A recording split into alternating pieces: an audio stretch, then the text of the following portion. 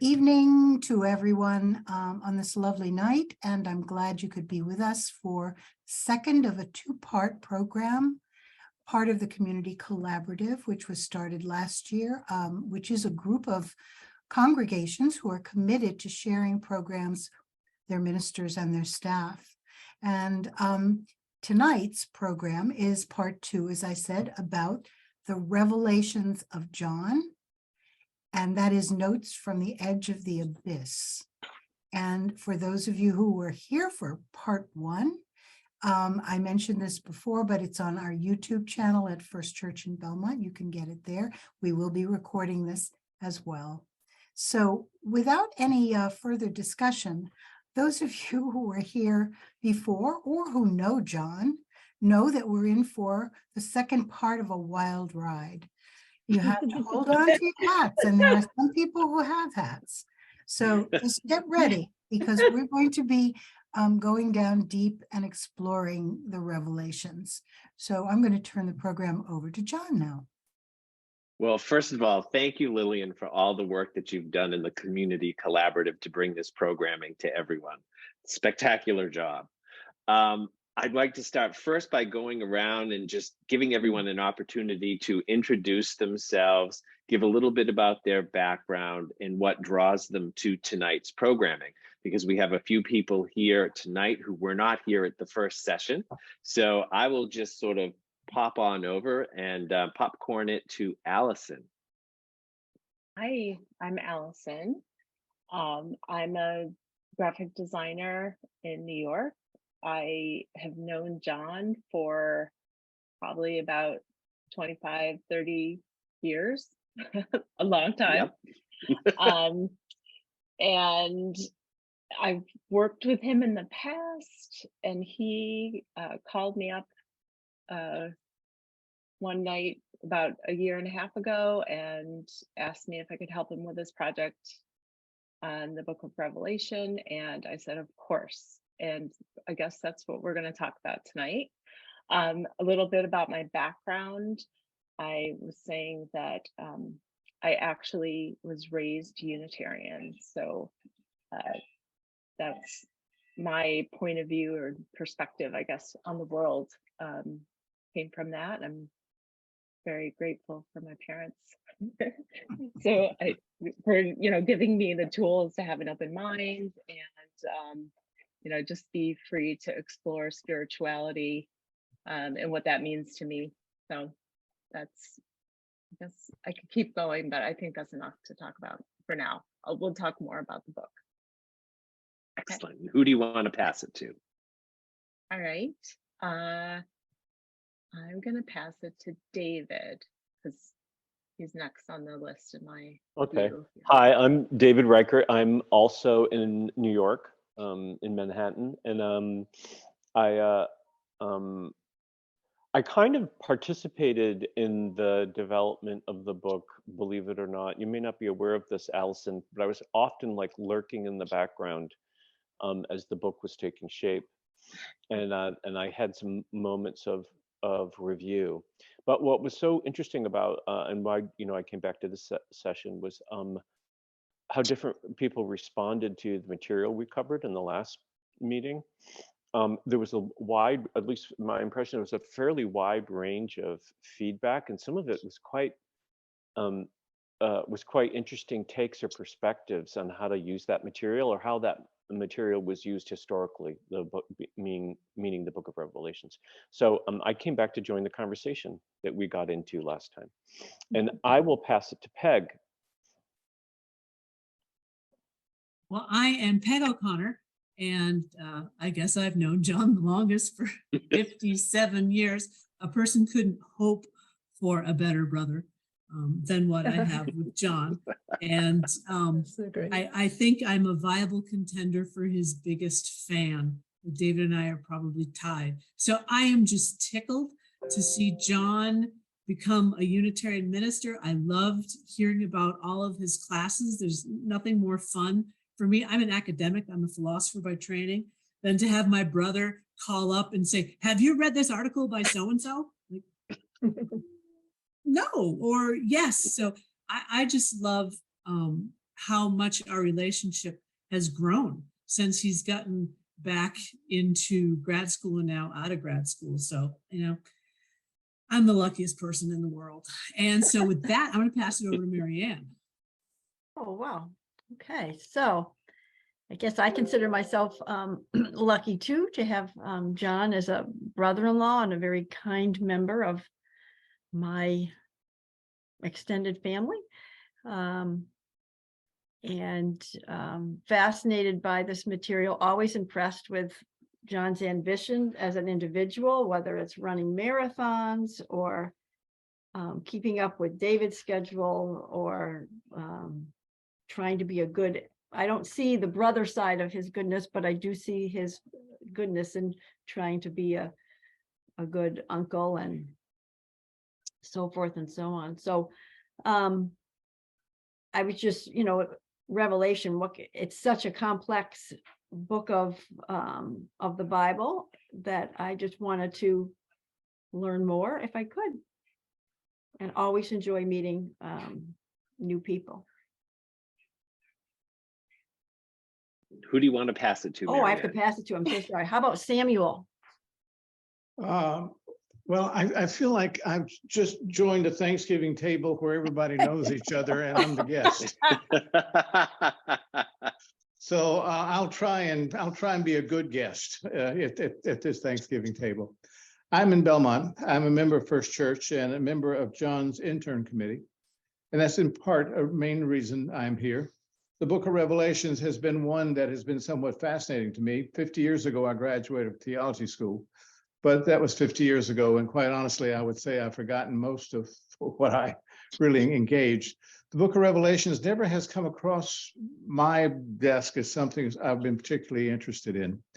It's a confounding, confusing series of paradoxes and quite difficult to understand. So part of it, I'm curious about the interpretation of it and trying to get some better term. But I will mind my P's and Q's and be a good guest at the dinner table. And I'll pass it on to Parrish. Well, hi, everybody. Sam, thanks for saying exactly how I feel. Glad to be at your table. Pass the gravy. Anyway, I am a member of the Unitarian Church, and I've been delighted to get to know John. And okay, so about a century ago, I took one of the most important courses to me in college was called Literary Studies in the Bible. And you had that fancy term at the beginning of the lecture that I just heard about new criticism stuff, John. Anyway, Whoa, can you all hear this nasty phone ringing? No. Nope. Oh, shoot. Okay, sorry, it's ringing and I thought, oh, it's gonna be so annoying.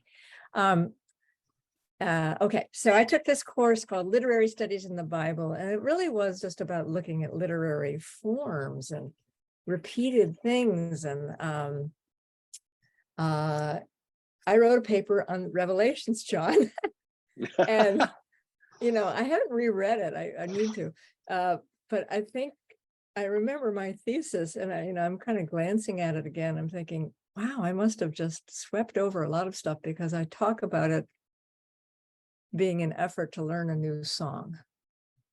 And that I didn't deal with the horrors of Babylon and a whole lot of other stuff, but kind of looked at some form of creating a new heaven and earth through song. And so I'm fascinated to see what I'd ignored and delighted to be here with all of you and to hear what John has to say. Sorry, I missed the first one. And who do you want to pass it to, Parrish? Oh, excuse me. Gabby's spoken. Is it, how about Lisa? I think I'm the last one. So I'm a friend of Allison's, and I saw her post on Instagram, the images, and I was just so attracted to them because last fall I spent some time just studying and looking at a lot of the theosophical artists from kind of the turn of the last century. And I've always found the book of Revelations, which I honestly, I come from a very atheistic background, and I've never even read the Bible, to be honest. But I always have found the Book of Revelations to be really interesting, more from my fascination of the how shall we say it, kind of the evangelical and the dispensationalism, the theories around dispensationalism. So I asked Allison, what was this book? How can I learn more? And then so that's why I'm here. So hi everybody. Welcome, welcome. And I don't think we've heard from Gabby. I don't Oh, think we excuse me. have. Correct.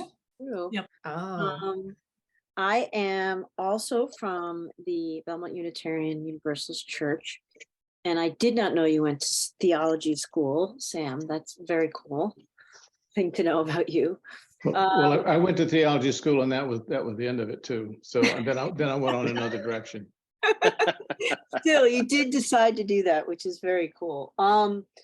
So I've been getting to know John through the worship committee and just being in our beautiful church.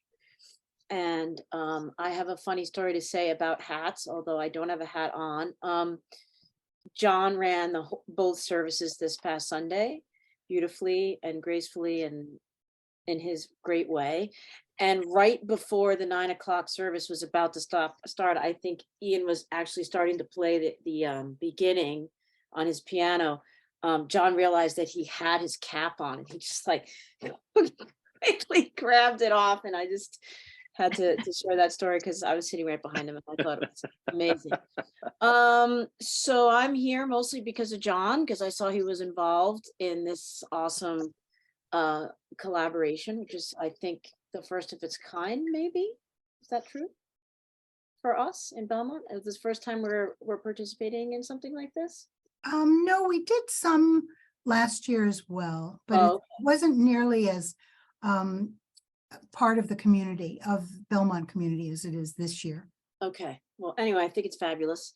And in terms of the Revelation, I probably read parts of it as a young person, but much like what Sam said, anytime that it was referred to me as an older person, I found it confounding and confusing, those exact words. And I have to say, I was here last week. I was totally blown away. I really liked looking at the images in particular. They were very, very helpful to me. So thank you for that part of the collaboration. And the one takeaway that I've been dwelling on since last time is the word pause. A bunch of people talked about how maybe its purpose or it's a way for us to understand it now or even at all is to view it as a reason to pause. So. Well, and I should jump in. I didn't formally actually introduce myself. I'm Lillian Anderson, and I am First Church in Belmont's Adult Programs Director. And I am thrilled that John chose to offer this class. I've been working with John all year, and it's been inspirational. And it's, as I said before, it's kind of a wild ride. Keeping up with John in all phases of his life is not easy. So I will just leave it at that and let the program begin. I think David can attest to that, Lillian. Well, I thought I would begin this evening's program with a reading, which was from the Reverend Sean Parker Dennison, and it's entitled How to Survive the Apocalypse.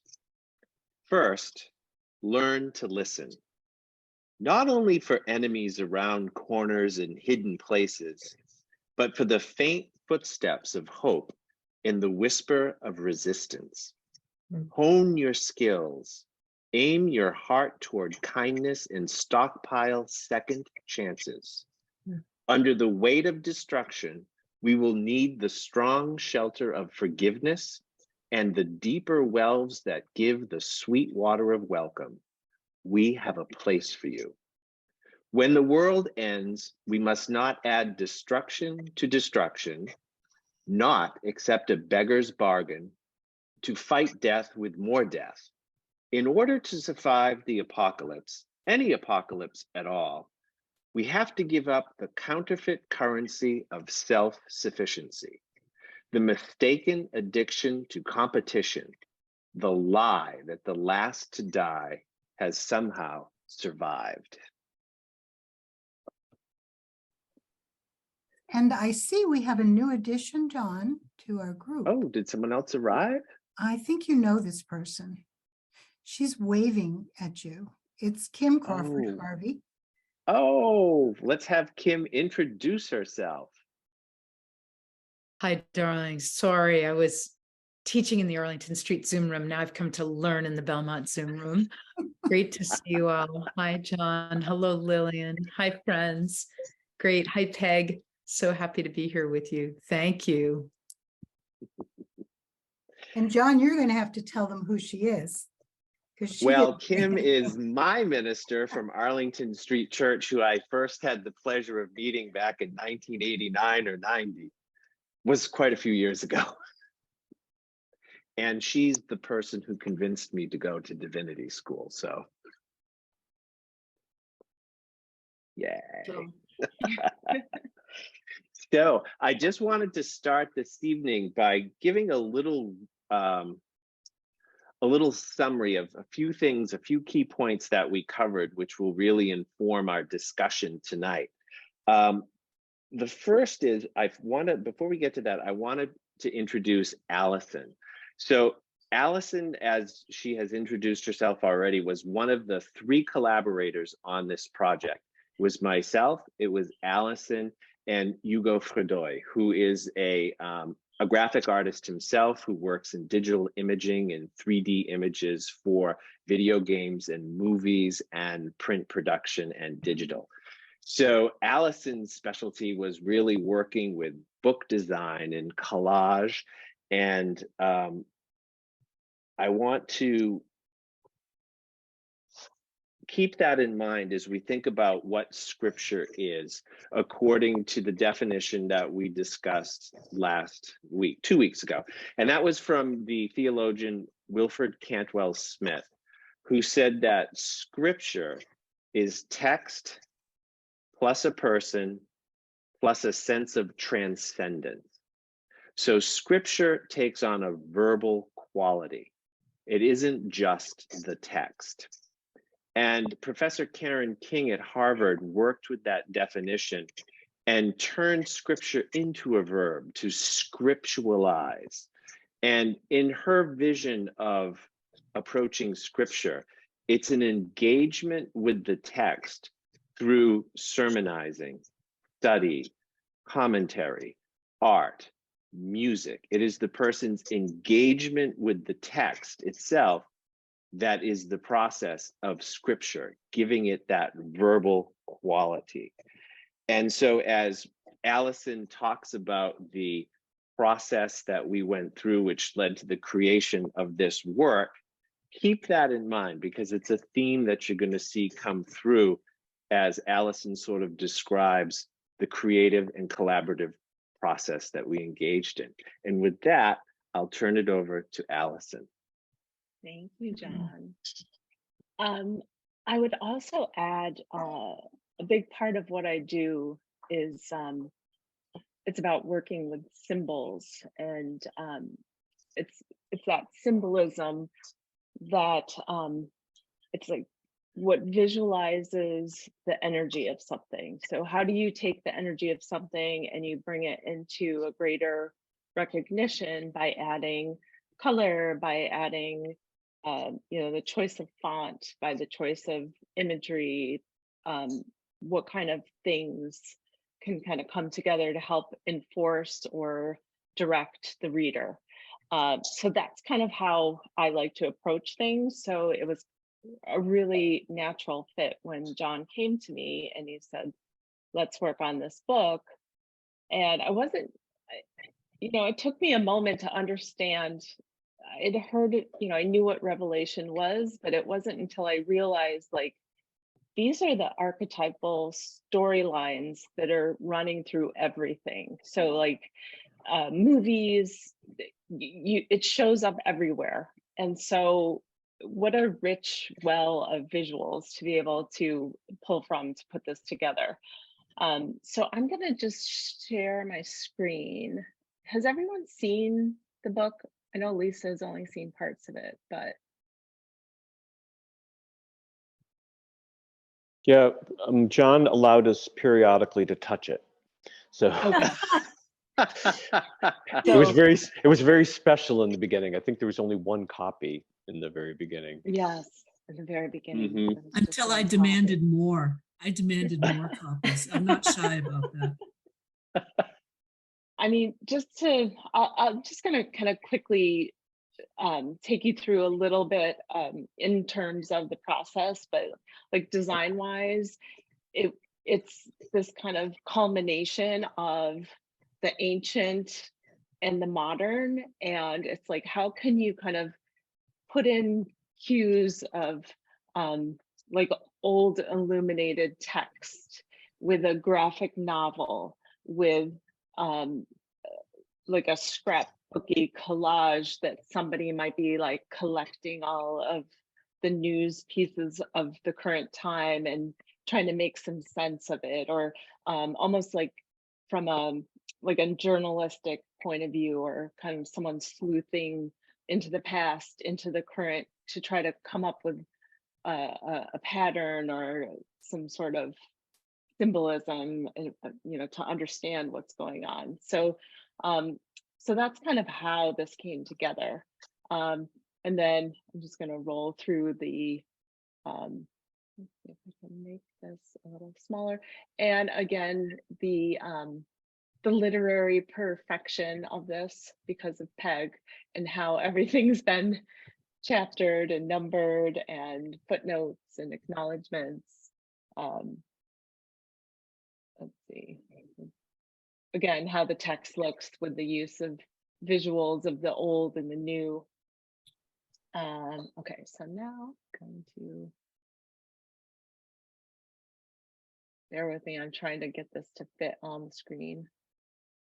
All right. So that blue box is there. So this is a good example of how working with John, we talked about each chapter. We talked about which chapters were kind of the poignant moments in the book that needed to have a real visual. And this is where Hugo, you know, he brought these to life, like here's the vision of Christ, but then also like what kind of things were going on at the time. So here's where we have oh, my cat's got to into that. Okay, she's here. So again, like collaging pieces, and then also working with symbology of, there's this John, can you help me out with there's the candelabra that was part of this scene? Sure, like, yes. So the lampstands are the stand-ins for the 7 early communities to whom the letters are addressed. And so the lampstands are symbolic of the temple menorah. So that's where that motif comes from. So we kept talking about it, and somehow it didn't fit in the visual so much. So then I ended up bringing it around, and there's 7, so 7 lampstands, and stylizing it. And it just started to feel like, almost like it was circuitry, you know, so it kind of took a life of its own as it became a visual around the border of the book. And I thought, oh, let me just keep going with that and see what happens. So not only, so I was reading the text and helping, you know, to set the type. And at the same time, we were pulling together visuals and images. And then it was almost like the design had a mind of its own, where it was pulling in different things that kind of spark your memory of the past and reminding you of things of the future. And I just kind of let it happen. And that's what started happening. So here's a good example of what happens with the text, where we've got the Greek on one side and then the translation on the other, and how we lined it up perfectly. Then I want to show you a good collage image. John, what do you, let's go to this one. So this is a good example. So what would happen is John and I would have a discussion, and we would start to kind of pick up there's like a theme. Usually John had an idea of the theme already because he had been working with a text, and then we would just kind of riff off it and go from there. And we would fill a folder for every chapter. It would be filled with all of these images. And this one, chapter 2, which John, I think you should explain a little bit more about what was going on there, and then how we started collaging all of these female figures together. Yes, so Jezebel appears in chapter 2, and she is described as a so-called prophet that is leading the early community astray with respect to sexual practices and not keeping Jewish dietary restrictions. And through John, Jesus says that he is going to take Jezebel, and he's gonna throw her down on the couch for men to have sex with, and then he's going to kill her children as a punishment for it. And Jezebel is only one of 3 female characters that are portrayed in the book of Revelation. And so when I was thinking about who is the modern Jezebel, we just started throwing names against the wall. And, we came up with Kellyanne Conway and Marjorie Taylor Greene and Imelda Marcos and the Kardashians. And then we looked back in time at ancient images and we came up with Cleopatra.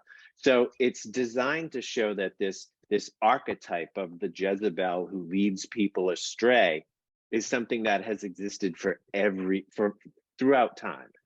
The Jezebel is in fact like an archetype. And so we wanted to show that across time to allow people to step out of the ancient text and realize that it has application to things that are going on in the present time. So that was the idea behind these images. What about the alternate facts piece? Yeah. Well, that's sort of leading people astray. So from John Jesus's perspective, what Jezebel was teaching was an alternate fact, an alternate way that was going against, the reality of the, early Christian community. So that's why alternate facts is like, oh, is it the true way or is it some alternate fact? And that's why we selected alternate facts to juxtapose with the name Jezebel. Interestingly enough, I think that alternate facts in our current vernacular is kind of like one of the markers of our the truth just becoming slippery. Now we're in this space where what is the truth? And I think looking back, that was one of the first things that started us on really talking about. I mean, maybe it's been going on for longer, but I think that was like, oh, alternate facts. Oh my God, they said it. And now we're just in this space of what is the truth, So it's really interesting how that happens. There's something about the shards of pottery. There was like a little line in there, and that's where the image of this particular border treatment came about. And it's just Mhm. there's like picking up little words in the text, and then it kind of then fits with this kind of cracked, fractured reality, and it just kind of then goes through the rest of this chapter. All right, so that's that one. And now we're on chapter 2. What's a good one that I should jump to, John? What do you have any about the Four The Horsemen? Four Horsemen, that's a good one. This is good because it shows you the mixture of using the collage and the visuals together, the illustrations, and how we also allow them to like zoom off the page. So this is where, you know, the graphic novel meets the scrapbook. And, you know, just the war death. This is the very beginning of the war in Ukraine was happening when we started working on this.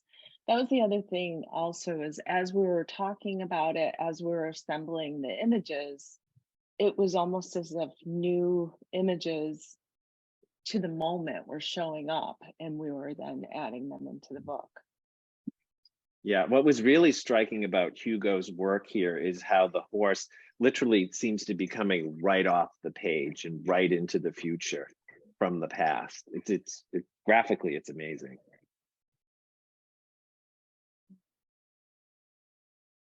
I'm gonna pick out some other good ones here. Allison, what are some of the designs in the margins there? So there was pottery in the other one, and then you had the menorah. Like, what do we have going on here? So this was like a flaming energy field that I just kind of abstracted on this one. It's kind of like, see the beam of the horseman's arrow? It's just picking up from that. Oh, and then the symbols, this is the symbol of the four horsemen of the apocalypse. There's actually symbols of each of them. So it's famine, death. I think the Ankh is death. Help me, John. What is it? War. Oh, there's war. War and is the famine. sword, famine, and then what is the X? The circle. Which one is that? Yeah, this one's death. War. Okay, so there's 4 of them. Yeah, so each one, besides having a texture, there's also a symbol that would show up. Yeah, one thing I could add in, when we were working with Hugo, we had to figure out how many original illustrations we could afford to make, given the short amount of time that we had to put this book together. It basically came together over the course of about 8 months, which isn't a long time to put something like this together when you're trying to create original artwork. So we settled on the number 7 because it features so prominently in the book of Revelation, because there are, you know, the 7 days of Genesis, the 7 seals, the 7 trumpets, the 7 bowls. So it's a repeated motif. So we decided 7 was in fact the magic number for the creation of these original artworks. And when we were going through what the look of those original artworks were going to be, you know, I would send out the passage to Allison and Hugo, and we would have a good hour conversation over, what do we see when we read this text? What do we feel? What emotions do we want to convey in this? How do we see it coming together?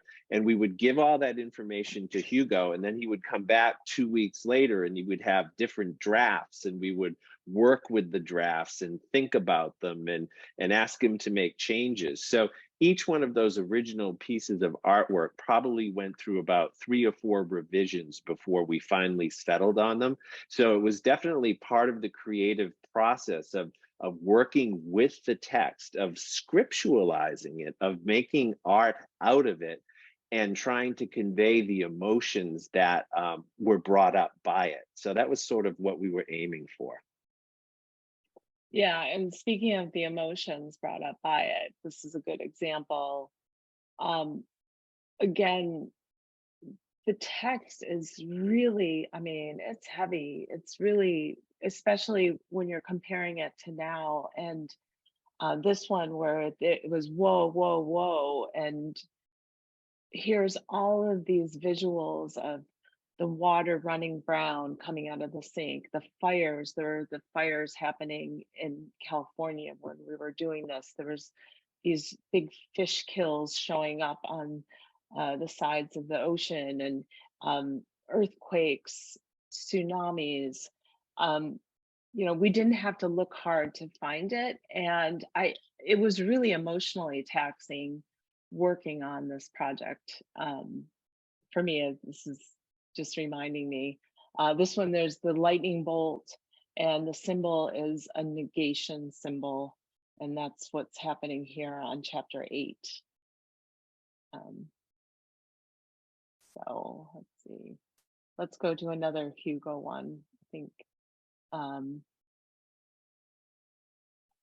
let's look this at the one. woman with the dress. Yeah, that's a good Yes, one. exactly. I was thinking the same thing.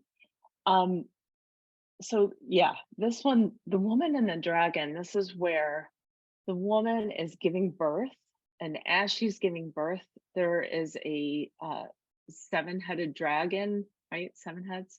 Yeah, Right. seven-headed dragon. Waiting to devour the child that she is about to give birth to. So I think Hugo did an amazing job of creating the tension in this, and that how she has this very kind of saintly, pure feeling to her, and then the dragon is just all around her with its 7 heads. And the overriding, like the theme that came up with this was the whole idea of controlling reproduction. So we've got in China, starting where they had, you know, 1 child policy.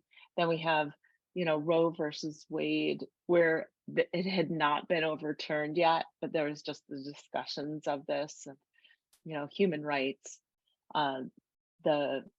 The border is the moon, alluding to, you know, the cycles of the woman, and so is the symbol. And today, John and I were talking back about this, and we were like, wow, the dragon's really about the state. It's about the patriarchy, about the, you know, those forces that are coming in to control. And it just kind of took on its own meaning. I mean, just so pertinent to now. John, do you have anything to add? Yeah, to that? no, I think that's spot on. I mean, I think that gives everyone a really good idea about the creative process that we were engaged in. And I'm wondering if now we can sort of switch gears a little bit and do a little reminder of 3 hermeneutics or interpretive lenses that I mentioned the last time we were here before we launch into our discussion questions. And it goes to something that I think Lisa raised about how do we interpret this book? What are we to do with it? And so I wanted to remind folks of one lens that we can look through is sort of biblical prediction. It is literally taking the text as it is at face value and saying, this is true. And there is a basis for that. It was the first lens that people looked at this text through. The last lines of the book are a warning from John that anyone who adds to the text or anyone who subtracts to the text is going to be visited with all the plagues that are enumerated in the book. So there is a call to take it at face value. And a subset of that sort of biblical literalism is something called premillennial dispensationalism. So that's a particular lens that became very popular in North America and spread to Europe, Northern Europe to some extent in the 1830s. And that is a dividing of humanity's relation to God into separate periods or dispensations. So the first period would be from when Moses receives the 10 Commandments to when Jesus is crucified, and that's called the law period. Then there is the period between the crucifixion and now, which is known as the grace period. And then there is the period known as the millennial kingdom, the 1,000-year reign of Jesus on earth once he comes again. So with premillennial dispensationalism and biblical prediction, you end up with attempts to take a look at the text and figure out where in the scheme of Revelation we currently are and when will the second coming actually occur. And I think his name was Miller, was the pastor working in the 1830s who prophesied that it was going to be in 1842 that, you know, Christ was going to come again. So when we look at, or when anyone looks at this text through the lens of premillennial dispensationalism, they're taking it at face value and they're trying to determine where we are in the current state of affairs within the scheme of Revelation. And then there's the third lens that I suggested, which comes from Catherine Keller, and it is a postmodern deconstruction of the book.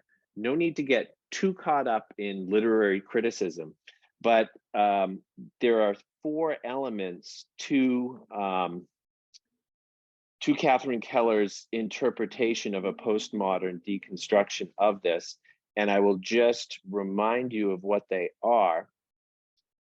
And let's see. Yes.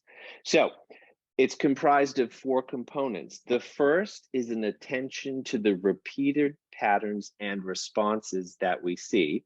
Last week, we discussed the series of 7 that just keep repeating themselves again and again as a negative echo of the 7 days of creation in Genesis. They are, in fact, examples of the deconstruction, the decreation of what exists, with a pause just before we go into the 7th day. The second would be maintaining a distinction between prediction and prophecy. And Keller argues that prediction is predicting the future event, which is not possible because it does not yet exist. Whereas prophecy is recognizing these patterns of human behavior and responses and figuring out where we are today and what we are doing today that is similar. It's very Jung. And then there's this deconstruction of the language of the text, which means taking a look at the words themselves, how they are translated, what their meanings are and were in the past. I call these word journeys to pay attention to. And I think the example that I used earlier was ecclesia, which if you look at a lot of modern translations will say the 7 churches in Asia Minor. And I had said that I chose assembly instead of churches because when the modern reader sees church, they think steeple with a church with a cross on top, implying that there are these Christian communities which are separate and apart from Jewish communities, whereas at the time that was not true at all. So staying with the word assembly, a gathering of people, was a better word choice for it. And then finally, when you engage in this process of dream reading the text, what other possibilities open up for discussion and contemplation? So those would be the sort of different lenses that we can take a look at as we go through the questions. I think we can, is there any more images you want to show? This is I a just good one. wanted to put it on here because Yeah.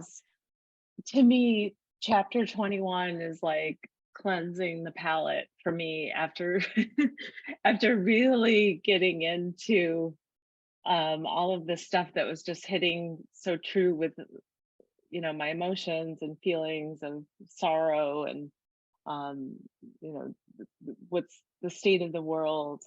And then it's like, to me, this was like the when Mr. Rogers said, "Look for the helpers." I don't know. I need to be watch for the helpers, and so for one thing, the colors, all of a sudden everything's in black and white, all the borders are, and then when we come to 21, we brought it into color. And when we were talking about visualizing the New Jerusalem and looking at how, so many artists have gone and drawn what the description of the New Jerusalem is, and it's really kind of strange because it's like a block and it's like very geometric. It doesn't really look like a city so much. There's all different types of descriptions on what it is. And so when we were discussing it, it really came up of like, it's really a state of mind. It's really within. It's really about, consciousness. And it all just kind of made sense and fit into place when you think about that there are already people that are working from that space in our world. So then our folder became, let's look at all the people that are actually helping and putting, what's good into the world. So it became a much more kind of joyful exercise, I think, at the end there. And then that's how this page came. So yeah, if I could jump in, one of the things that's interesting when you don't look at it through like a premillennial dispensationalist view, you set aside the idea that time is linear, and that's how it's portrayed in the book of Revelation. I don't think that to be the case at all. You have these series of sevens that keep repeating themselves, and repeating themselves. And towards the end, as we approach chapter 20 and 21, when we finally have the final judgment, we have the sorting of those being condemned to eternal damnation, those who are going off to heaven. That sorting occurs. The millennium has ended. The New Jerusalem is coming down. It is the unity of God and humanity together. There's no longer a need for a temple because humanity is once again living cheek to cheek with God like they did in the desert, in the tent. And so the amazing thing is that you would think after the end, after the final judgment, and everything is done, when the New Jerusalem comes down, John then talks about all the sinners and the adulterers and the murderers and the sorcerers who are outside the walls of the New Jerusalem. And it's like, well, wait a minute. If this were a linear story, there's no one left to be outside the walls of the New Jerusalem because the sorting has already happened. So that's when we sort of got to the point where, the New Jerusalem, the kingdom of God, it is a mindset. It's something that comes to us. And that's why we decided to depict the coming of the New Jerusalem as coming into the top of this mountain, which has a face, which is a person. So I thought the three of us did a really good job in conveying that sense. So with that in mind, maybe we can stop screen sharing. yeah, I'm just gonna do one last one just to here. You got one more? Just right here, just a little bit more, just like, happy. Okay. All right, now I'm gonna stop the share. And those are like the new possibilities that we can imagine. So, thank you, Allison, for taking us through that creative process. I mean, it was a pleasure working with you on it. And I think the final product is really an amazing thing. And I wanted to open it up to the audience for questions of any sort, whether it's about the artwork or whether it's about any of the questions which I gave to you in the reminder email. And I'm happy to bring those up as well, but the floor is open to your questions. Kim. I just want to add my thanks to Allison. I am actually an auditory learner, And so I'm usually very busy reading the book and not necessarily paying attention to visuals, although I love them when my attention is brought to them. And I found so much of this text inscrutable. Like I was like, oh my goodness, where is he going? Like, how can I even parse this sentence? But I would then look at the visual and I would say, oh, this, like, now I understand. It was sort of like having a guide dog leading me through. So a beautiful, beautiful guide dog. So thank you so much. I just really appreciate your work. And John, that was brilliant, of course, to get someone to interpret for you, to translate your translation, right? It's beautiful. It's like Exactly. another book. Scripturalizing. Scripturalizing, yeah. Yeah, right? Yeah. Thank you. And I just, David, you understand this so well as an artist, right? Isn't that funny? I had a lot of, I'm just going to pile on here, Kim. Yeah. I had a lot of different reactions to it in the sense of they were more like thematic things, but not like concrete in a sense. So I found the visuals helped me with that response. So what does that mean? I really felt the cycle. So John had mentioned nonlinear, that it was this repetition of 7. And as I kept thinking about this repetition of 7 plus the pause, because Gabby had mentioned the pause from our last conversation a couple of weeks back, I kept thinking about chakras, 7, to the crown, chapter 21, the New Jerusalem. So I kept, and that doesn't mean that that's what this was intended to do, but it kept evoking all these parallel images from other sort of Jungian themes, if you will, or archetypal themes, and they kept repeating just as, or somehow invoked Allison, just looking at the images and the topic in hand. And then one last It's thing. interesting. Go ahead, David. One of the reasons I had this reaction, John, was because you explained to me that the text was cut, copied, and pasted bit by bit, repeating thematically things from the Old Testament in order to communicate to people who were traditionally like traditional Jewish knowledge that people would respond to or react to because they knew this text. And so the cut, copy, and paste approach even further reinforced that rhythm to me. All right, now I'll stop. Yeah. And so that's where the idea of postmodern deconstruction comes in, with the French philosopher Jacques Derrida, who basically says, il n'y a pas hors de texte. There is nothing outside of the text itself that we come to learn and we come to understand the meaning of a text based on our understanding of what the words are, which lead us to new words. And by words, they can be images as well. They're visual representations of concepts. And so his argument is in sort of this deconstruction that the further you go back with the words, you come to earlier and earlier understandings, and you can watch how they evolve, but you always stay within the text itself. And so that's what Catherine Keller is doing with her dream reading.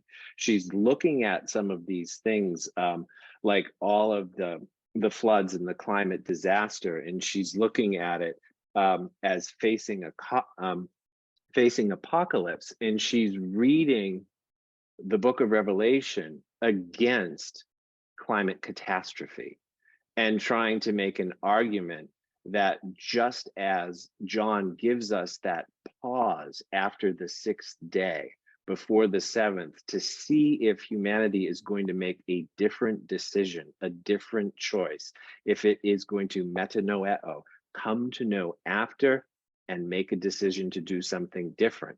And so that's her move with the book of Revelation, is to interpret it through the lens of climate change. And that is a new way of looking at the book, not saying it is a prediction of when this is all going to occur, but it is prophecy. It is recognizing these patterns of humanity and then coming to understand them and deciding to interrupt them and to do something differently. And so that is a positive way of working with the book of Revelation, rather than trying to predict when the world is going to end and who's going to be saved and who's going to be damned, because that's when the book becomes weaponized. Just my 2 cents. The floor is back open. That's interesting, John.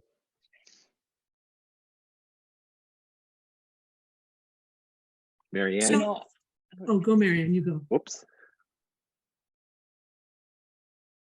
I think you muted Marianne. I thought, are we in Q&A time yet? Did I sort of? Yeah, oh yes, go right ahead.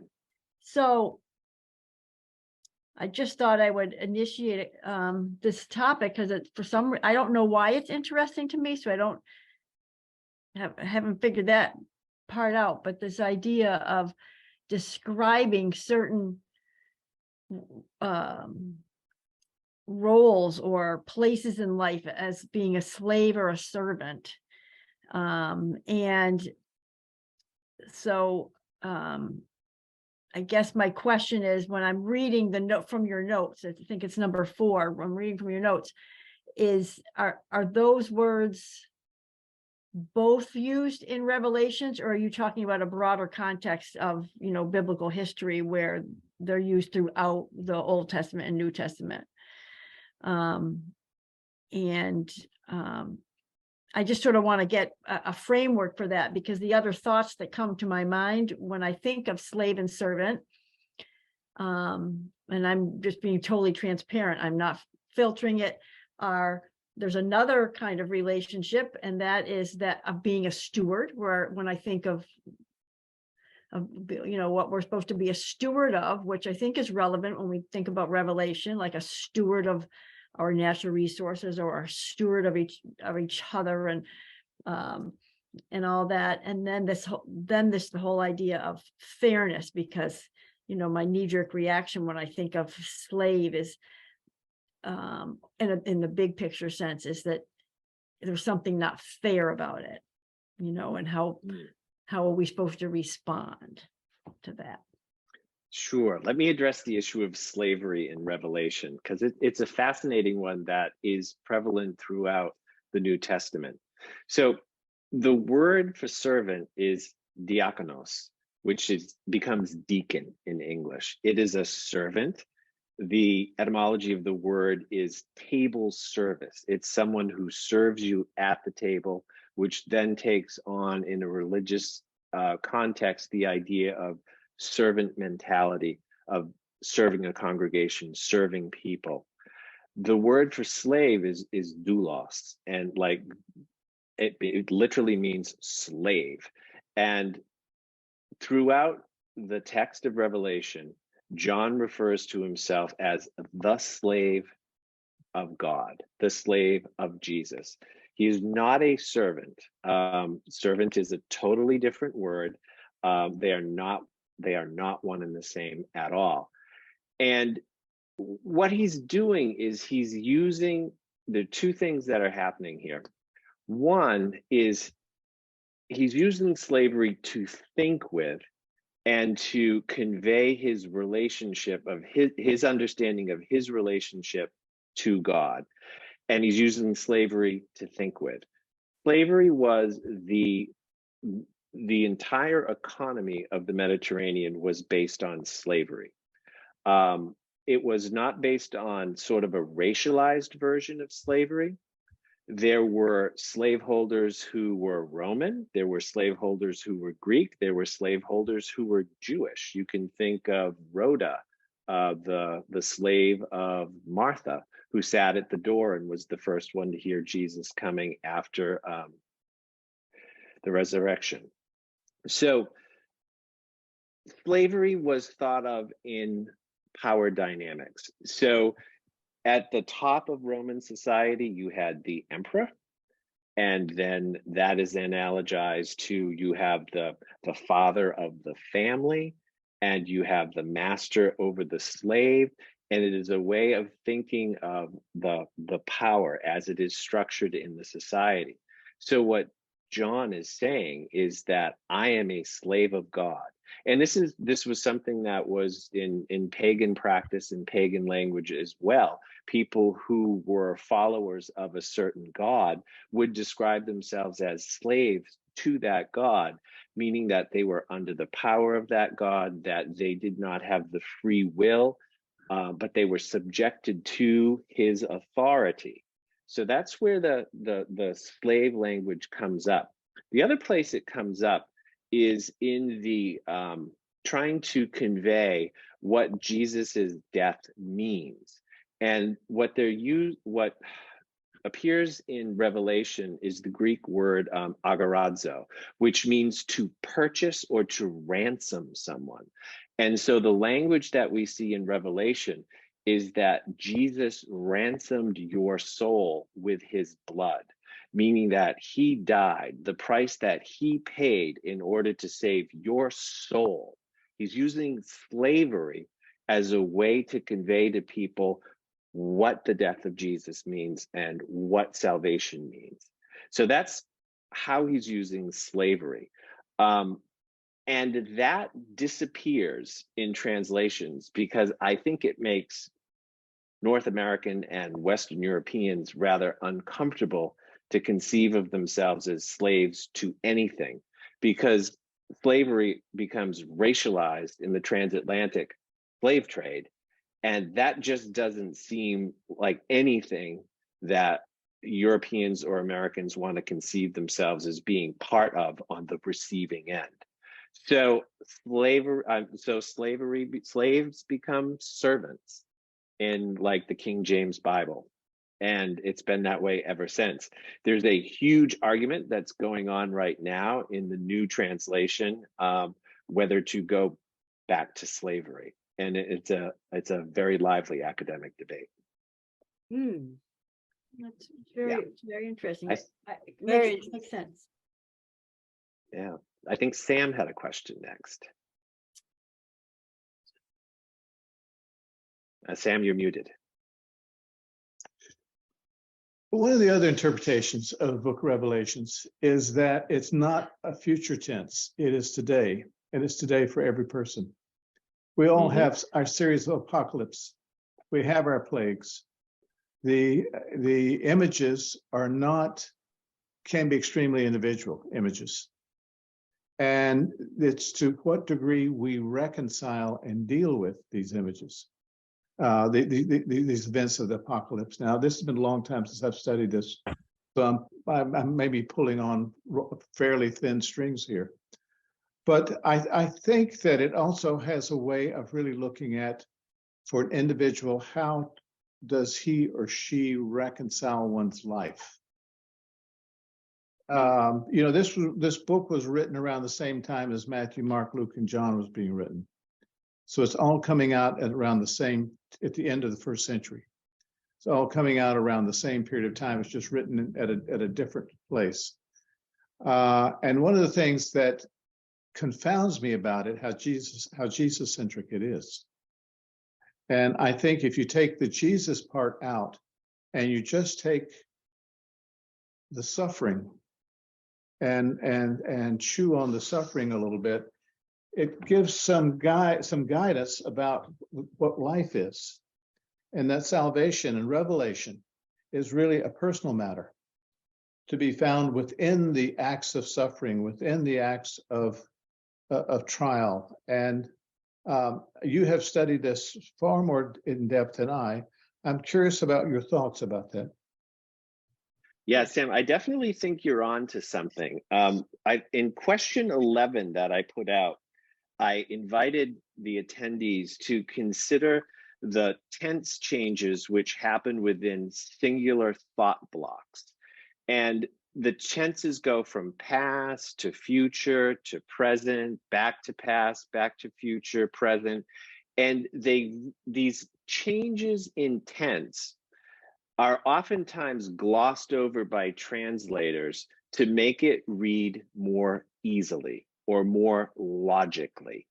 And the rationale for doing that is to say, well, John's Greek was bad. He just didn't have a great command of the nuances of Greek text. And so we have to excuse these improper grammatical constructions and syntax, and we'll clean them up and make it more logic. And I disagree with that. I think that whether it's deliberate on John the author's part or it's by accident, the very fact that if you keep the original tenses of the Greek, it causes a temporal disruption for the reader, and it leaves them wondering and leading them down the path that you're talking about, Sam, as when is this happening? Did it happen already? Is it happening now? Will it happen in the future?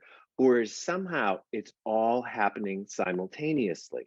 And I think that is where I land on it. So if you look at Revelation 9, 1-6, it says, the star fell, he opened the pit, the locust came, the people will be tortured, the people will seek out death, but death flees from them. And it's like, well, wait a minute. Did this already happen, or will it happen? Is it happening now? And I think that temporal disruption leads us to contemplate our present reality and to analogize what's happened in the past, what's happening now in the future, and think about, if we don't disrupt these patterns, where are we going to end? And that leads me to that 6-day pause of, ooh, is there time to repent? So yes, I think you're onto something there, Sam. Margaret. One. So I'm really struggling with, you just read the people do this, the people do this. But the people is a collection of me's, of individuals. So I really don't understand the relationship. Do I bear the burden of all of humanity if I keep screwing up, or do I pay the price because other people are screwing up and I'm trying to keep my side of the road clean? I don't get it. Sort of who's doing all this? I mean, we're all suffering, but part of me feels like, fairness. I'm doing what I should be doing. I'm keeping holy. I'm doing all those things that good, dedicated slaves of God ought to do. And I'm getting screwed. Here come the locusts. And so, I mean, who is supposed, who or what is supposed to take that pause? All of us individually, or all of us agree that we're going to pause? So does that question make sense? It's a good question. It sort of makes sense. And I think it brings us to eschatology and John's understanding of what the time frame is that his original audience has to deal with this conundrum. And I think John's idea is that, Jesus is coming very soon. This is imminent. I mean, the first line ends with, for the time, the appointed time is near. And so I think he is, if you look at the letters to the 7 early communities, he's finding fault with each one of them in particular areas of their practice or belief system, however they're doing it. And I think he is driving home that in his view, to be saved, you have got to, be a follower of Jesus. You've got to keep the communal meal. You have got to avoid the ways of empire and its temptations. And you need to keep to Jewish law with respect to dietary restrictions, sexual conduct, etc. And so it is a very frightening book. And I think it is deliberately so. And he's using all of the language and the motifs from the Jewish prophets to drive that home about the imminence of this is coming and you have got to change now. So it's individually, but it's also on a community basis. It's a real cudgel that he's using here. I don't know if that answers your question. You know, as I a son of think- the, excuse me, Peg, but as a son of the South, he could have easily been a Southern Baptist. Oh yeah. Oh yeah. Excuse me, Peg. No, because I mean, I think it gets at what is the relationship between I, first person singular, and we, first person plural. I mean, that each of us is simultaneously an I that's part of a we. But Yep. I feel like, you know, good me, I'm being the good slave of God. You guys aren't. I'm still part of that we, so we didn't take that pause, hit the reset button, the cycle starts again. There's no winning, in other words. Yeah. It's possible. I mean, that brings you to the Wrong. question of the no winning. It's like one of the questions is, it's really, it's very odd. The sixth seal is broken. And what do we see? We see a vision of all the martyrs who are like cowering under the altar, and they don't have the white garments indicating that they've been saved and they're not in the presence of God. And they are told, these are the martyrs who have died for Christ. They are told that they must wait there longer for more people to be killed. And then after a time, they will be led into heaven. So yeah, does everyone lose? You know, if you look at it that way, possibly yes, because if the martyrs who died for Christ aren't in heaven, well, who is? Well, Nobody. Trickle Can I- down theology. Oh, sorry. Marianne? I don't want to change the subject. I'm thinking, I want to just understand. I guess there's an assumption that suffering is a part of life for all individuals. And then there's a level of suffering that's, I'm going to say, worse, like the earthquake in Turkey. Like, where does, I guess it's Peg's question about like, where do we put that in the context of our individual suffering, which isn't nearly as bad as those individuals, but I don't even know what my question is. I'm just debating like this human suffering that we all feel so helpless about. And then there's our individual suffering, our, you know, personal tragedy that's very, you know, that directly affects us as individuals. So I think I would go back to that postmodern turn and look at the text from that standpoint and say, okay, what terrible things are happening? Well, we've got climate crisis and we have rising sea levels. As individuals and as communities, can we make better decisions? As individuals, can we make small decisions that will ripple out and have an effect and influence other people and other communities to make bigger decisions that can actually interrupt or change these patterns that we're caught in? So I look at these things as symbols. I mean, the earthquake in Turkey is no worse than the great earthquake that's described in Revelation, where people are hiding in the caves. It's nothing new. Right. More of the same. Okay. Yeah. Did you have your hand up, Gabby? I was agreeing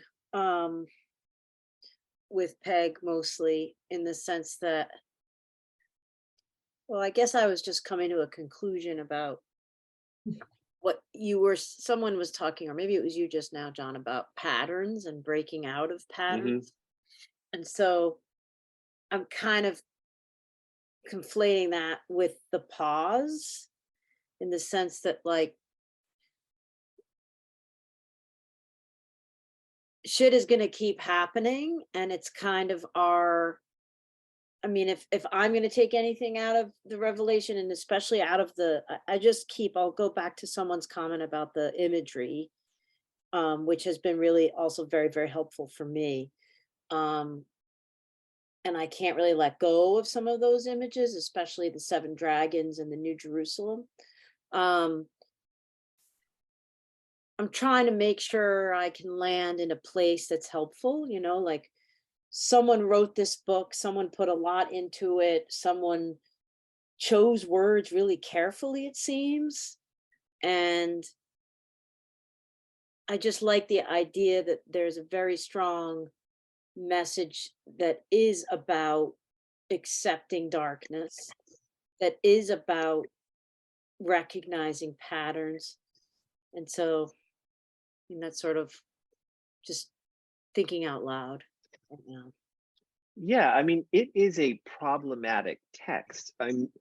I mean, these plagues which are visited are hurled down by God and his angels to punish people and punish them and punish them.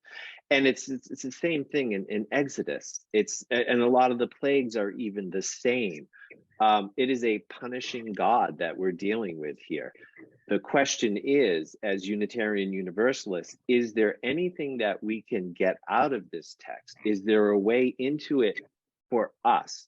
Because people work with this text all the time.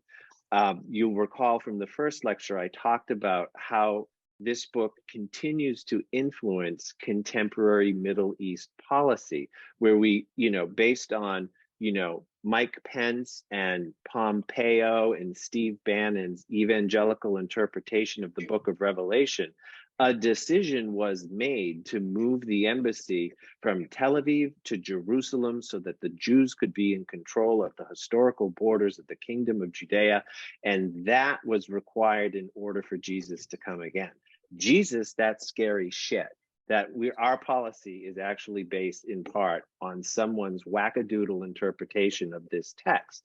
So if this is the language that people we disagree with are working with, I think it's good for us to be able to jump into that text and say, yeah, but there are other ways of looking at this, and to engage with them at some level so that at least they know, oh, you're familiar with this book, or you have a different interpretation. They may never agree with us, but at least we might be able to have some common points of reference to engage with them in this dialogue. Because if we're just talking about two-state solution and they're talking about the second coming of Jesus, we're not talking about the same thing at all. So we may as well not even be talking. So at least if we can at least adjust the scales a little bit so that we're, using some of the same reference points to make argument, we stand a better chance of at least not blowing the world up. Just my 2 cents. Sam? You are the only Unitarian that I've ever come across who's interested in the book of Revelations. One, I mean, it is one is what drew you to this, and two, how has it affected you? Oh, there we go. So yeah, that's a good question. So in the first series, I recounted I was raised Catholic, which means we never read the Bible, because why would you? Catholics don't read the Bible. They do what they're told. So I went to divinity school having never read the Bible. And when I finally got to the book of Revelation, I was horrified that, oh, this is where all this crap comes from, burning fires of, lakes burning with fire and brimstone and dragons. And I'm like, this is crazy stuff. And I threw it down and said, I will never have anything to do with this text again. I have never heard it preached from a Unitarian pulpit and never will. I am not going to pay any attention to it. It's not going to be on the final, I hope. I'm done. But then I was taking this history course on American, religion in America, and came across that, wow, the Puritans were millennial thinkers. They saw themselves as coming to New England to create a new Jerusalem because they were the new people of Israel who had a special covenant with God, and that they then used their interpretation of Revelation to sort of sort themselves into Christians and heathens and basically justify a colonial move in New England.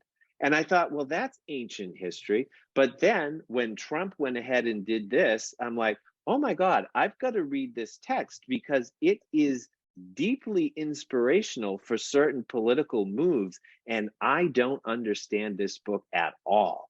And that's why I decided to read it. And I'm a crazy language geek, and I thought I'd read it in Greek myself because translation is interpretation. And I wanted to get back to the original as best I possibly could to see if I could make sense of this book, which we seem to be, always bumping up against in ways that we oftentimes don't even realize. And how has that impacted you? It's made me come to an understanding of what it means to engage with scripture. Rather than throw it into the trash heap, it's an effort on my part to say, there must be something of value here, that this particular text has survived for over 2,000 years. What is it about this text that I can learn, or that I can learn to work with? And how would that change my thinking?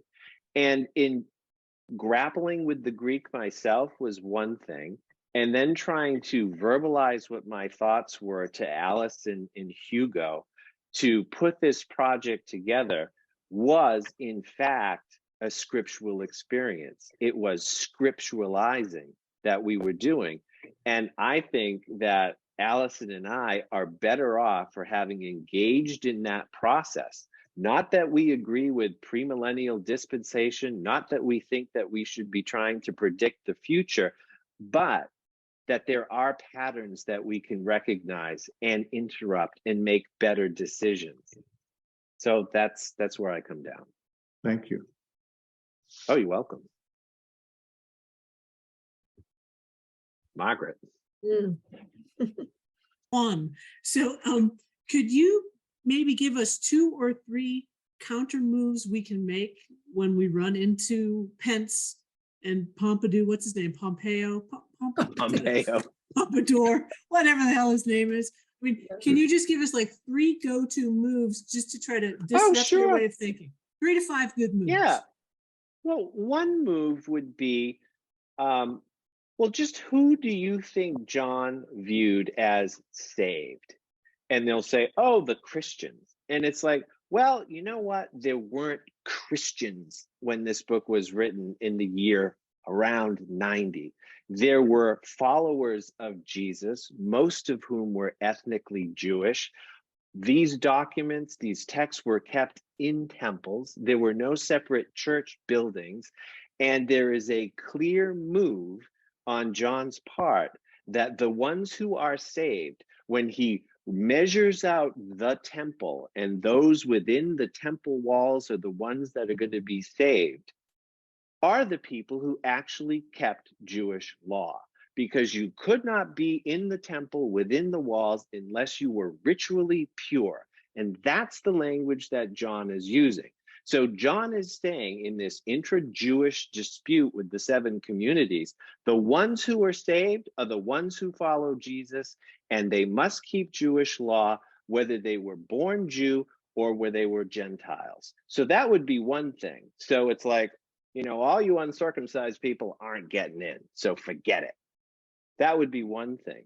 The other thing is, if you think this is all about prediction, who the hell do you think is standing outside the walls of the New Jerusalem if the world has already ended and everyone has been sorted into the saved and the damned? It isn't about prediction. It's about recognizing these patterns and being afforded the opportunity to pause and make a distinction.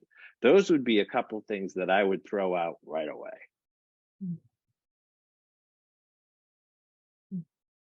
I get a little fired up about it. Yeah, I think we can tell. We are coming to the end of our time together, and I just wanted to make sure that anyone who hasn't spoken or had a question would have the opportunity to do that. No, doesn't look like it. Well, You this leaning has in there, been- Parrish? Well, kind of, but my thoughts are, I want to make it small, but just in the history of sort of fanaticism and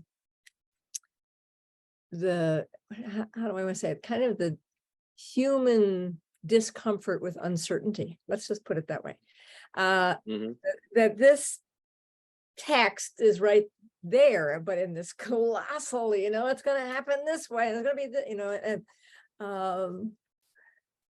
be, you know, it's fabulous and it's terrifying. And I love what you're saying about it. And I'm, you know, makes me want to think about it a lot more. It's kind of been rusty. So I'm really excited. Thank you so much. But I mean, just psychologically, this human need to grasp that I know what's going to happen, to not be able to live with uncertainty, but, you know, to still make your ethical choices at the, you know, to follow whatever laws or guidance you have to be the best human being you can, but without certainty. I mean, that's all I'm saying. I'm not saying anything pointedly, but I'm just so struck by the over and over and over this desire to know endings and to say, I know and you don't. And that seems to be what Pompeo and Pence and all those kinds of use of this text. Yeah, it's weaponizing the text and othering people, putting yourself in the camp of the saved, in the camp of the saved, and othering all the others. Right. Yeah. I'm sorry, that was kind of How it's been used. Yeah. Couldn't figure it out. Do you have any concluding thoughts, Kim? No, I really love what Sam said about you're engaging this text as a Unitarian Universalist. I think it's the next frontier. And, you know, proof texting is boring, but this deep dive is really engaging. You might just change someone's mind. So thank you, John. Maybe. Thank you. And we are over time. Yes. It was great, John. Thank you, sweetie. Thank you so much. Yeah, thank you. Oh, very thank much. you And everyone Thanks, for John. attending. Yep. Yeah, it was a Thank great you. discussion. And Really thank you, Allison, for presenting on all your artwork. Yes, Beautiful. thank you. Great to Yeah, hear. amazing, Allison. Night, everybody.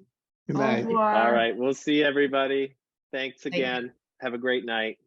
Thanks, John.